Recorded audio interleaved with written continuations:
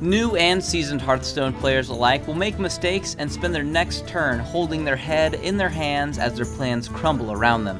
But there are certain cards that are notorious for being misused time and time again, and using these cards wrong could be costing you wins. The coin has to be the most played card in Hearthstone, so it's amazing how many players still get it wrong. The reason the coin exists is that without it, going first gives you a substantial advantage, as you're always dealing with what your opponent played with one more mana than what they had. It makes such a difference that players going second get the coin as well as an extra card to even things up. Now, the most common misuse of the coin is on turn 1, to try and play something bigger than your opponent, which can be fine in some cases, but only if you have good follow-up for your next few turns. Without a turn 2 play, your minion will probably be easily dealt with, and the coin's potential to swing the game in your favor is wasted, leaving you on the defensive. Instead, when you use the coin, you want to have options to follow it up.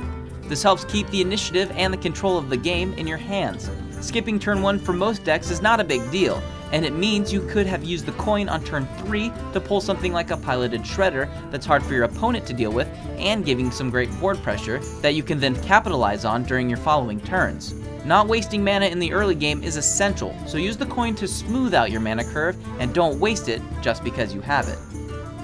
Sylvanas Windrunner can be a tough card to play, and although it's one of the most popular legendaries, many players still get it wrong. First things first, death rattles trigger in the order in which they are played. This is something many players do not remember when playing Sylvanas. To explain, if you play Sylvanas on an empty board and then your foe plays a Savannah Highmane, when you trade Sylvanas into the Highmane, you will not steal one of the hyenas as her death rattle triggers before the hyenas are created. But if they played the Highmane first, you would steal one over. The second mistake is playing Sylvanas on an empty board in the first place. Not always, but most of the time, this is an error as your foe can use spells to remove it before playing any minions, making her death rattle useless. The third way is when your opponent has too much on the board. If you're playing against an aggro deck and they have loads of minions out, it's much better for them just to avoid Sylvanas and hit you in the face. So when should we be playing her? Well, there are two optimal situations. If you are behind, she can help you regain board control and force your foe into uneven trades. For example, if they have a Fire Elemental and a Wind Chill Yeti out, to avoid you stealing the Yeti, they would have to sacrifice both into Sylvanas. This means Sylvanas generally forces uneven trades. If they don't trade, then you can do it the next turn.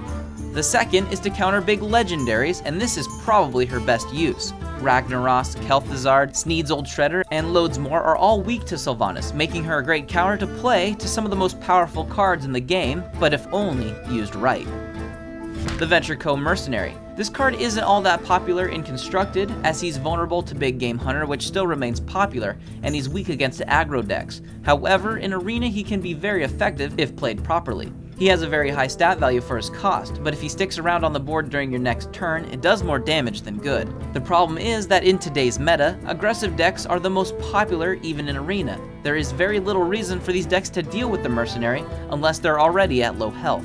If they have a number of small minions on the board, it would be counterproductive for them to ram 2 or 3 of them into the Mercenary to remove it, rather than simply going for face and pushing their board pressure more. If they avoid the Merc, they maintain board control. Your options next turn are greatly reduced, and ramming the Mercenary into just 1 minion is very low value. He's better used when your foe has a large minion out that is worth trading up against. In this situation, even if your opponent goes face, you can use the Mercenary to kill his big minions next turn and begin to regain the board from there. The other choice is to bait out removal, but this should only be done when you're already ahead and looking to play a very large card soon. While you're behind, they simply remove the Merc and push for more board control.